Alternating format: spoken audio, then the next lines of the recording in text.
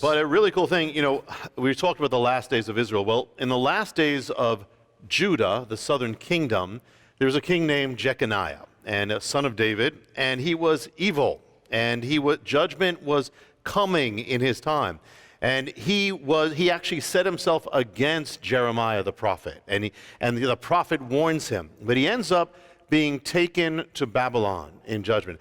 And God gives a prophecy to Jeremiah and says this. He says, write this man down, this is talking about Jeconiah, as childless, a man who shall not prosper in his days, for none of his descendants shall prosper, sitting on the throne of David and ruling anymore in Judah. Now here's the royal line, but he's an evil man, but he's of the royal line of David.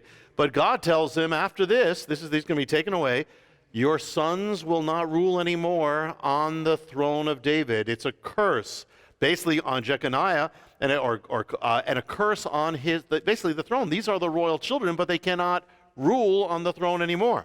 So here's what happened now, is that later on you have a descendant of Jeconiah. When they come back, the judgment comes, then they come back to Israel, and they come back under Zerubbabel. Zerubbabel is a descendant of Jeconiah. Zerubbabel is a righteous man, but there's a curse there. He cannot be king. It should be King Zerubbabel. But there couldn't be, because it says your sons will not sit on that throne anymore. So Zerubbabel was a governor, but he was not king. Okay. So what happened to the royal line of David? Now we know Messiah has to be the royal line of David, but there's a curse on this line now. So what happens to the royal line? What happens to the heir to the throne?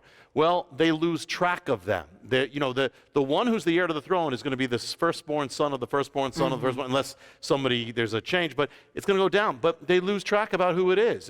Centuries go by, and the house of David, the royal line, kind of goes underground. And you have powers coming up that reign over Israel, but not the royal line of David. And you have then the Romans come in and all that. Well, what happened to them? Well, what happened is they descended lower and lower and lower and lower.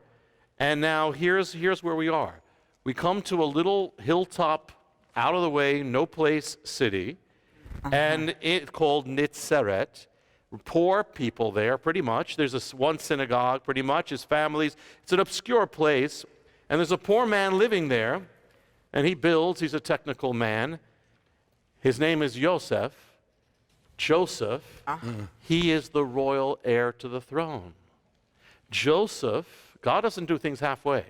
God does things exactly.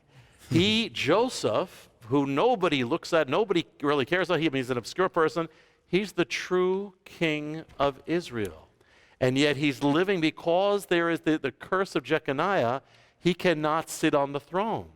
And so instead, he grows up poor, he grows up humble, he's a righteous man. And look at what the angel said to him. He said, he didn't just say Joseph, he said Joseph ben David, Joseph the son of David. Now he didn't have to say that. Angels aren't going to waste their words. And also angels could have said, Joseph son of Martin, whoever your father was. Doesn't say that. Joseph, you're the son of David. He says he's waking him up. He's saying Joseph ben David, son of David. So here it is. I mean, imagine being in Nazareth, and this man is just living his daily life, working on building the wood. He's the true king of Israel, but who cannot sit on the throne of Israel. And so now God does things exactly. And so yet it says that of Messiah, we talked about this other time, he will sit on the throne of David. Unto us a child is born, a son is given. The government will be upon his shoulder, and the throne of David, he will be there. So here you have Joseph. Just get the picture. You're walking around, hey, that's Joseph, that's Joe. He's the true king. And yet he can't sit there, but he is the son of David. Son of David. So how is Messiah going to be born and to be able to be on the throne of David? Because on one hand, he needs the royal line. He needs to be of that, but he can't be of the curse. So what happens? Well, here's the thing. There's another. It's because the prophecies say that Messiah will come. Actually, Jeremiah, and he will prosper on the throne of David. So how's it going to happen? It happens because on that same hilltop village is this little poor woman, teenager, named Miriam, or we know as Mary. Mary is also a descendant of David. We know that because Luke focuses on Mary, and he has a different genealogy that comes from David. So and by the way, Joseph probably doesn't realize this until the angel says something, and he realizes, I'm chosen to do this. Mary certainly doesn't realize this. Mary is also a royal descendant of David. Except, if you look at the line in Luke, which at the end it says son of and counts Joseph, but this is her line.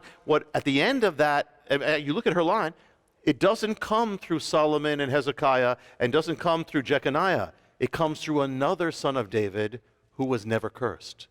It's another line that never had the curse on it. Wow.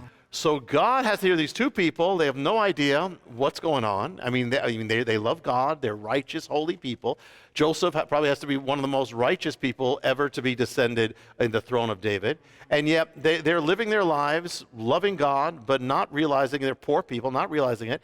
And God causes the two of them, in a sense, it could be the only two in Israel, to fall in love or meet or have their parents say, yes, let's do it. And they are arranged to be married. And so here's what happens. So what happens is, but at the same time, Joseph is of the royal line, but has the curse. So what happens? How can you get around that? The virgin birth happens. Because of the virgin birth, there is no curse that goes through to the baby.